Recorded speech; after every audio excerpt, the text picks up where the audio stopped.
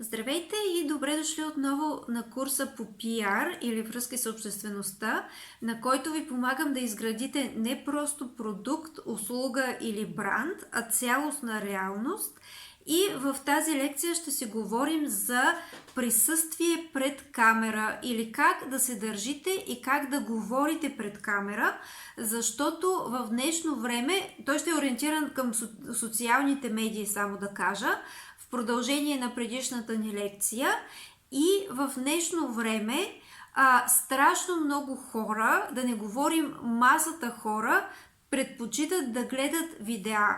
И видеото дава една такава особена възможност да представите себе си по начин, по който не можете да го направите в един пост или просто чрез една снимка. Защото във видеото вие директно показвате себе си, присъствате, хората могат да наблюдават вашите изражения на лицето, да слушат гласа ви, да гледат езика на тялото ви, ръцете ви и така нататък. Така че едно видео дава първо много по-голяма интерактивност, много по-голямо движение, просто задържа вниманието, и освен това едно видео представя вас като енергия и присъствие.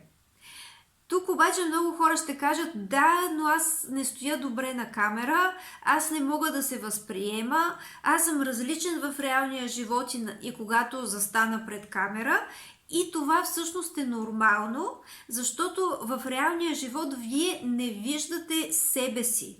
В реалния живот единствено другите могат да ви видят отстрани, и когато вие се гледате себе си, собствения си образ на камера, малко по-трудно се възприемате.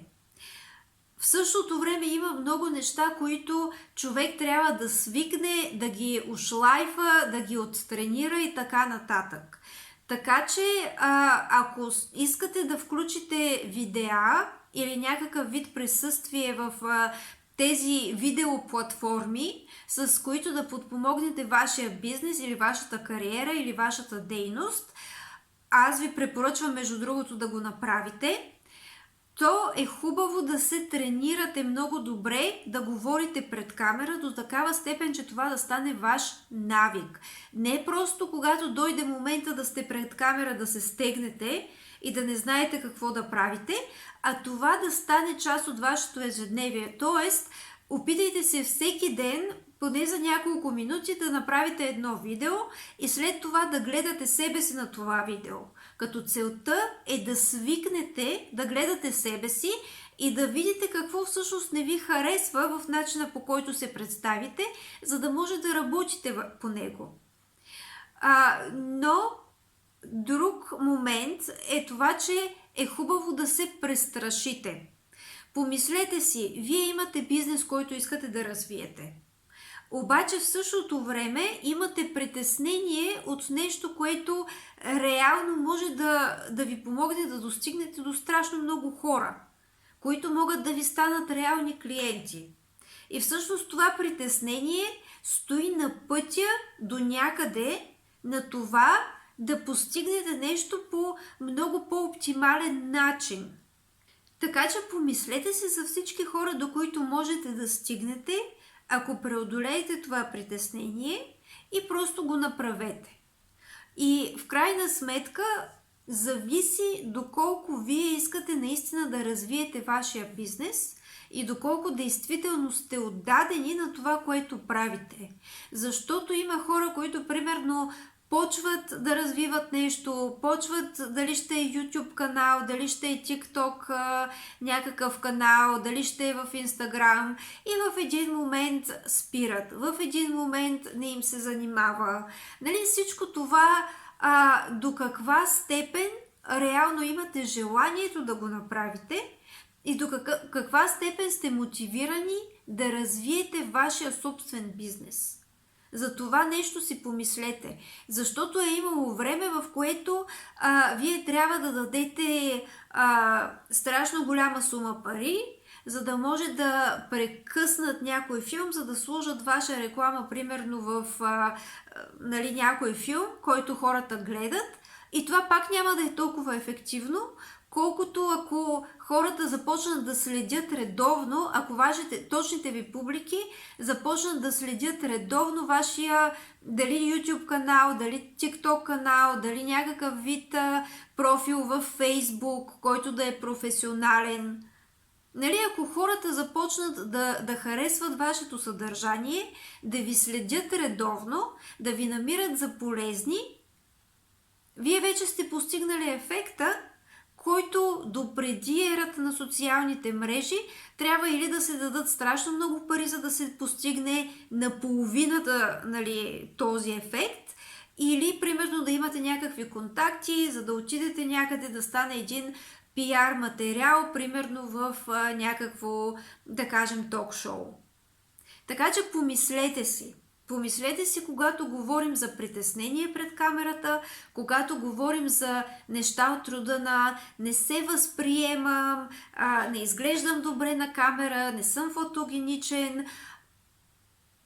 Преодолейте ги тези неща. Наистина, съвсем сериозно ви казвам, хубаво е да ги преодолеете и в крайна сметка имайте предвид, че никой не е перфектен. И хората, които гледат видеа онлайн, не търсят перфектност. Аз до сега не съм видяла видео с някой, който да е напълно 100% перфектен, но в същото време следя много канали заради това, че са ми полезни.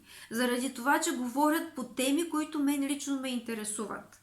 И това, че днес човека не е толкова перфектен, че фона зад него не е напълно перфектен. Нали? Някой път аз тук съм си намерила един параван, имам един друг с цветенце, нали, който сменям ги двата, но дори зад вас да се вижда примерно някакъв вид маса, някакъв вид стая, да не е всичко перфектно, няма абсолютно никакъв проблем, защото хората гледат, нали, когато говорим за социалните медии, специално за YouTube, хората гледат това, което казвате, хората гледат това, което слушат вашето съдържание, гледат вашето присъствие, вашата енергия, всъщност това ги задържа на вашия канал. И има един друг момент, че когато говорим за социални медии или социални мрежи, там нещата са много така отпуснати. Тоест, тук не е същото като един, примерно, водещ в новините да застане пред камерата с костюм и да започне официално да представя новините. Там е малко по-различна обстановката, малко по-различна е атмосферата и е малко по-официално всичко. Една идея по-официално и по-ушлайфано.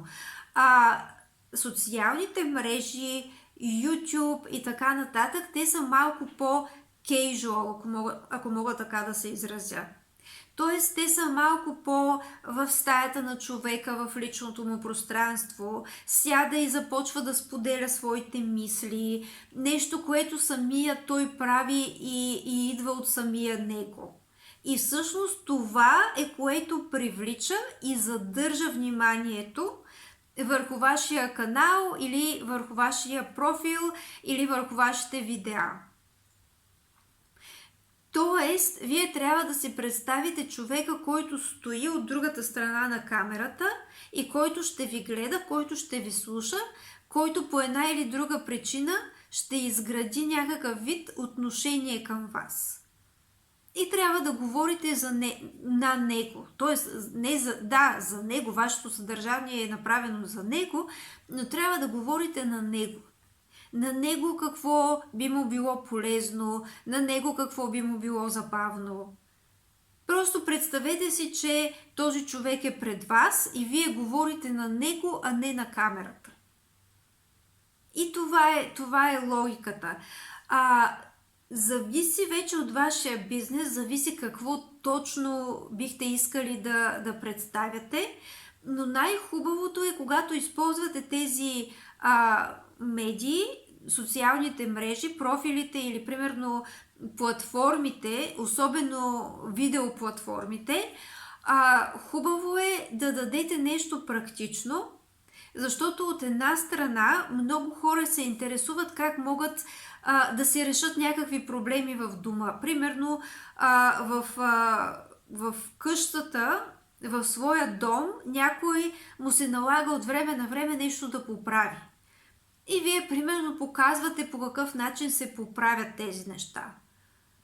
Това всъщност от една страна е много полезен съвет, от друга страна, ако вашия продукт е свързан с някакви стоки за дома, този човек директно може да се сети за вас, когато иска да си купи нещо от рода на тези стоки. Тоест той веднага ще каже, това всъщност беше този човек, който говори за това как той поправя някакви неща в домовете на клиентите си. Я да видя кой беше сайта, я да видя дали той го няма този продукт.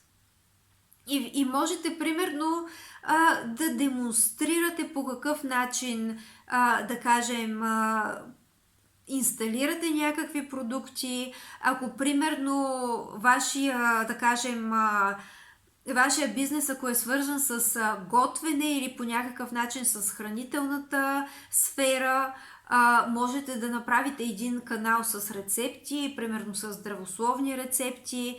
И вече по някое време да споменете, да знаете, аз се занимавам с това, ще споделя моя сайт, дори може да прекъснете по средата видеото, да кажете, спирам за малко, за да ви разкажа за себе си, за да ви кажа какво предлагам аз, това е моя уебсайт, това са моите продукти, те са здравословни и така нататък. Така че когато започнете от нещо практично, това дава възможност и за представяне. Тоест, правите нещо на практика и казвате, всъщност аз това го предлагам, ще оставя долу един линк в description, за да можете да видите какво реално предлагам като продукти. И разбира се, има страшно много други подходи в зависимост от вашия продукт и от вашата услуга. И тук ще приключа видеото. Искам последно да обърна внимание, правете разлика между инфлуенсър, т.е. човек, чиято професия е присъствието му в социалната мрежа, която използва съответно за своето представяне и за своята кариера, и човек, който е собственик на бизнес или някакъв вид професионалист и използва социалните мрежи и видеоканалите за представяне на себе си и своя продукт или услуга. Това беше днешната лекция. Много благодаря за вниманието. Ще съм благодарна, ако оставите коментар, може да споделите това видео, може и да се абонирате за моя канал. Хубав ден ви пожелавам!